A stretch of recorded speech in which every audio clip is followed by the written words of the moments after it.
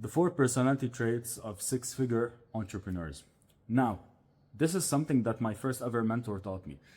I didn't listen. When I didn't listen, what happened is for 6 years, I chased strategies, systems, ideas, and I was left overwhelmed, burnt out, exhausted pretty much, and spinning my wheels. I used to see people who started later than me become much more successful than me because I was chasing the external stuff when in reality I wasn't the person who was worthy of making 6 figures.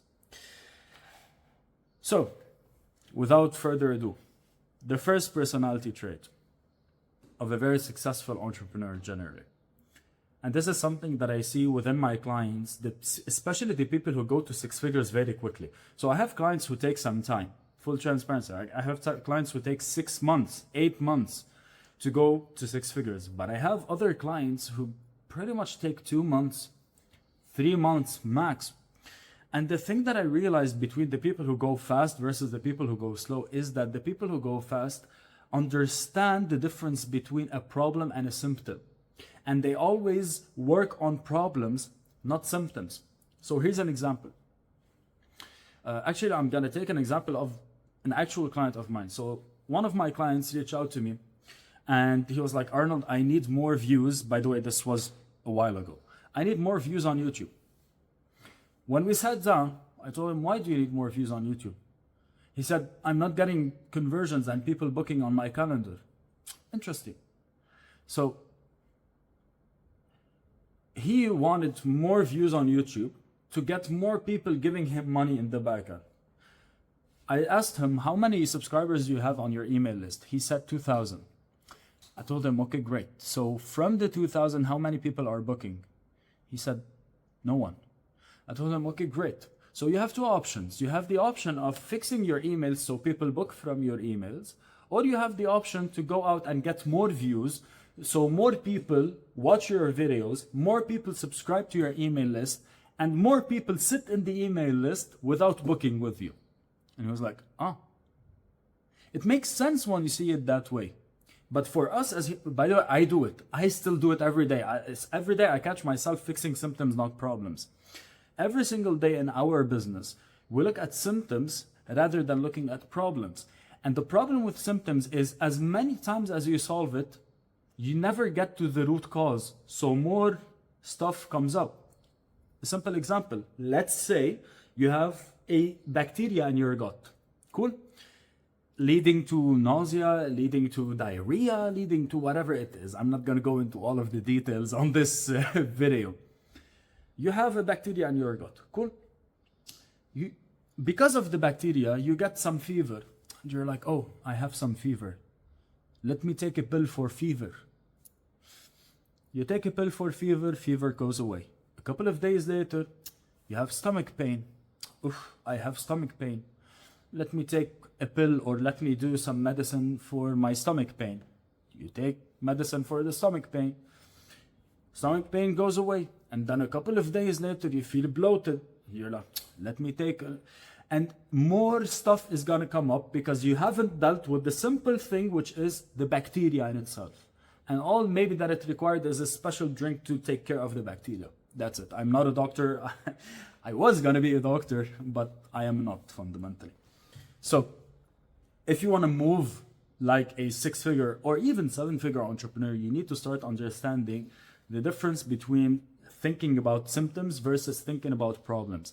And a personality who thinks about problems, not symptoms, is a personality who immediately asks itself, is this the real problem? Or another exercise that you can have is why. So I have lead issues. Why do you have lead issues? Well, my content isn't getting enough views. Why is my content not getting enough views? Because not enough people are resonating with my content. Why not enough people are resonating with my content? Because, and then you get to the root cause. This is even why I have developed the Avatar Deep Search, 30 pages of Avatar Deep Search, because this is the root cause for so many businesses. So many businesses are like, I don't have leads, where in reality they don't understand their people. I'm not getting conversions, where in reality they don't understand their people.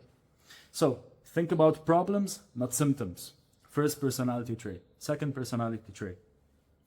Removing filters between thinking and action. This is something that I didn't really notice until lately. Lately, there's a client that's working with me who has zero filters. No filters. I tell him to do something in an instant, in an hour, in 30 minutes, done. I'm like, I'm not like that. Like, how is he like that? And then you look at his results. His YouTube channel went from 20 something subscribers to 12,000 subscribers in 4 months. And the first 10,000 subscribers came in 2 months. Exponential growth. His bank account went from inconsistent, unpredictable 1,000, 2,000 to 13.5 thousand. So what is up? And then I remembered that I saw the same pattern within another client of mine, who whenever we talked about a certain campaign, a certain strategy, he would take it, and right after the call, he would implement it. And then I looked at myself.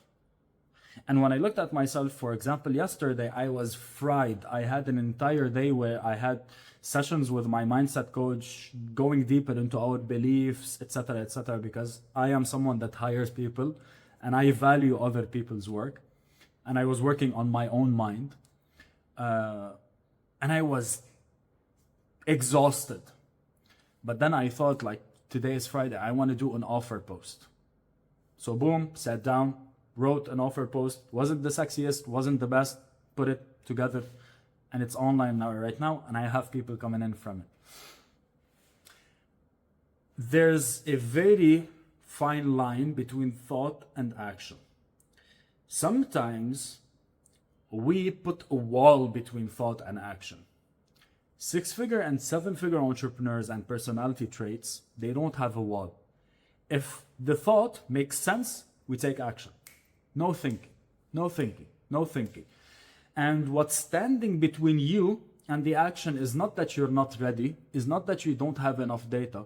Usually it's your own self-sabotaging patterns, and usually it's your own overthinking patterns, fundamentally.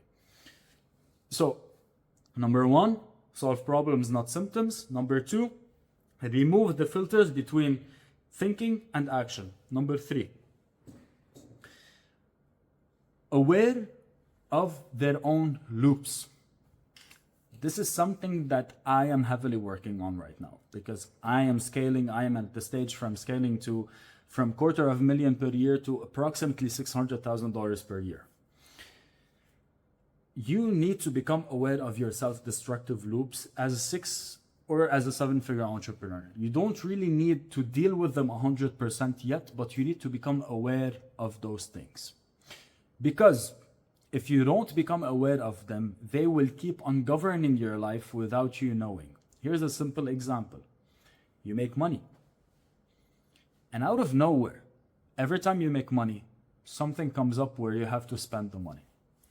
Now, most people, when they look at this situation, they're like, but it's not in my hand. It's not in my grasp. Like, I cannot control it. Have you ever thought to yourself that if it keeps on happening and reoccurring, maybe it's not out of your hands. Maybe it's something actually internally with you that you have to work on. Have you ever thought about that? Here is another loop. I have a friend of mine, who is in a loop of always perfectioning his message and his offer. And he wasn't aware of it. He was, I'm perfectioning. And when we dove deeper into it, we realized that this entire perfectionism is because one time he launched his offer and he got such bad feedback, and he got not even bad feedback, I would say. There are always critics. As an entrepreneur, you always have critics. And people criticized him, which was pretty bad experience for him because he was in a vulnerable place in his life, etc. So bad timing plus bad actions led to bad results fundamentally. And right now he's always in this perfectionism loop. Now he wasn't aware of it. And because he wasn't aware of it, for years he was always working on his offer. And this is a loop. And there are many different loops. Your loops are different than mine. I could not know them and predict your loops, but Each one of us has his own loops. Each one of us has his own ways of repeating stuff to stay safe. To stay safe. 6 and 7 figure entrepreneurs, they stand in front of a gun. Safety is not a measure. I know that because I put myself in situations that are very bad for me, and yet we pulled through. Which takes us to point number 4, and the 4th personality trait. 6 and 7 figure entrepreneurs value their desired reality more than their current reality. This took me a lot of time to understand, because I had it since I was young. I was one of those people who always valued who he's becoming more than who he is in reality. Some people don't, and it's very normal. Not everyone is born with this predisposition or has been conditioned on that. But over time, I started seeing people who, for example, I'm going to give a very, very simple example. Someone who wants to go take his business to 20K a month. He earns well in his job. Okay, he earns well in his job. And his business is a side hustle, and even his business makes him a bit of money, like $3,000 or $4,000 every single month here and there. So his business is already kind of established. But he is not investing in a coach or a mentor to take him to the next level, to take him to the 20K a month, because his current reality, he's like, okay, I have those things in my current reality that I want to save money for, that I want to have everything ready before they happen, that I want to have money on the side, that I want to have my life in kind of safety bubble. And by the way, I'm giving an actual example from someone who is actual in my mind, but of course I'm not going to say his name. And I'm going to stay safe, and I'm going to play safe rather than taking this money that I already have on the side, investing it into something that I know is going to take me to the next level. And this is an example with money. I could give this example with every single thing. Every single thing. Here's an example. A lot of people value their own reality over their future reality in their lifestyle. So a lot of people are not willing to go into a season of building their future reality, which a lot of times would require you saying no to your current reality. So I have a pool. It's been the last 3 months, I visited the pool 2 times. That's it. Why? Because I am in a season of building my second stage of my business. I'm a season from going from 20 to 30K per month to 50 to 60K per month. That's the season that I am in right now. And I know that for me to go to that season, I have to say no to some of the things in my current reality.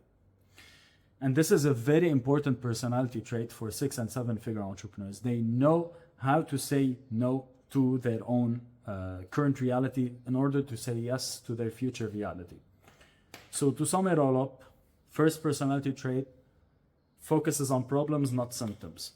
And they even invest in solutions to problems, not symptoms. And this is why, by the way, small side note, this is why a lot of people invest in stuff and they say, it doesn't work. Usually it's not the thing that doesn't work. It's that you solved the wrong thing from the beginning.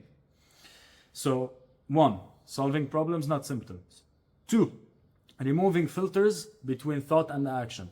3, becoming aware of your loop and starting to solve them. Not solve them 100%, starting to solve them. Especially loops take time to deal with. And number 4, value their future reality more than their current reality. Understand those traits, start to learn those traits, start to develop those traits, and you will see your business unfold. Cool. Bye-bye.